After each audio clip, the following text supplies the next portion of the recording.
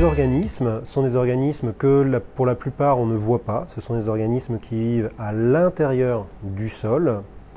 Ce sont, pour ceux que les gens connaissent, des vers de terre.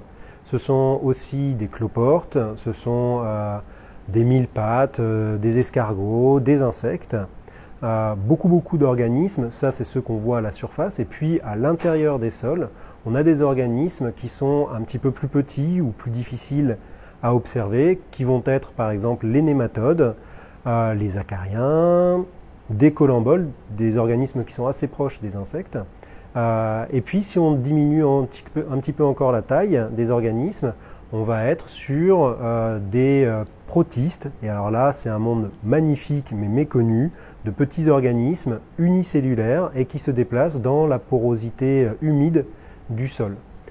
Ces organismes, ils correspondent à quasiment l'ensemble des groupes du vivant qu'on peut observer sur Terre. Donc, quand on prend un échantillon de sol, on a un résumé de l'histoire biologique de la Terre. Alors évidemment, on ne va pas avoir les organismes tropicaux quand on est en système tempéré, mais voilà, on a dans une poignée de sol une idée de l'évolution de toutes les formes de vie qui existent sur Terre. C'est quelque chose qui est fantastique et qui est assez méconnu aujourd'hui.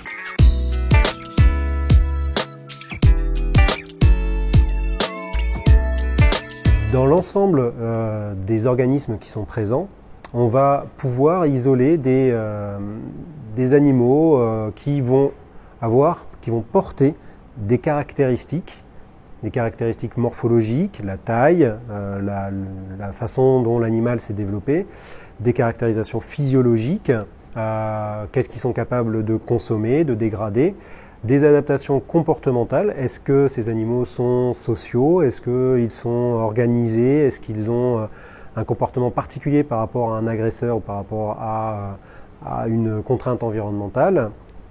Et puis la phénologie, comment ils sont présents dans l'année, dans les différentes parcelles. Toutes ces caractéristiques-là sont en lien avec l'effet des organismes sur le fonctionnement des sols, fonctionnement de l'écosystème. Si on prend un exemple en particulier, les vers de terre, ils ont une action à la fois sur l'organisation physique du milieu, par la bioturbation, ils consomment du sol, ils réorganisent le milieu, ils font des galeries. Ils améliorent la circulation de l'air, des fluides, de l'eau, mais aussi ils sont responsables d'une augmentation de la minéralisation de l'azote, donc de la mise à disposition des nutriments pour les plantes. Donc ils changent le milieu physique et ils améliorent la nutrition des plantes. On sait aussi par exemple que les vers de terre sont des acteurs du contrôle des adventices, donc les plantes non désirées dans les parcelles, parce qu'ils agissent par l'ingestion et le fait de mettre ces graines en profondeur, ils vont diminuer la germination de ces graines. Donc on est sur une action de contrôle biologique sur les adventices. Mais si on regarde le contrôle biologique, on a aussi des animaux qui sont à la surface qui vont consommer ces graines, qui sont par exemple les carabes ou d'autres organismes comme des limaces ou des escargots. Le souci avec les limaces et les escargots, c'est qu'ils ne se contentent pas de manger que les graines, ils consomment aussi les plantes qui vivent. Et donc, ça nécessite d'avoir une vision plutôt intégrée, en réseau, d'à la fois l'ensemble des organismes qui sont présents, de leur interaction et de ce que ça rend sur le fonctionnement des écosystèmes.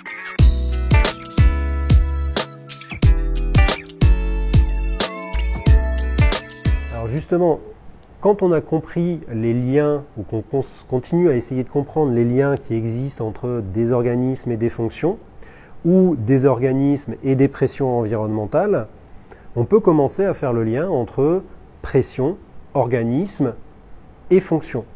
Et c'est-à-dire comment est-ce que la modification des pressions va changer les organismes ou le comportement des organismes dans les parcelles agricoles, et comment est-ce que cette modification-là peut agir sur la modification du fonctionnement des écosystèmes.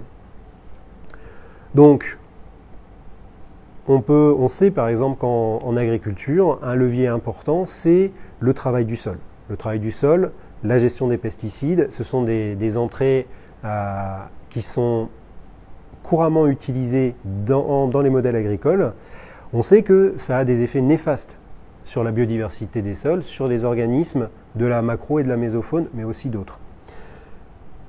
Donc aujourd'hui, on cherche des modèles d'agriculture qui soient moins dépendants des intrants, qui utilisent moins d'énergie, qui travaillent moins le sol. On a besoin de suivre comment ces nouvelles pratiques vont changer la biodiversité des sols et vont changer le fonctionnement biologique.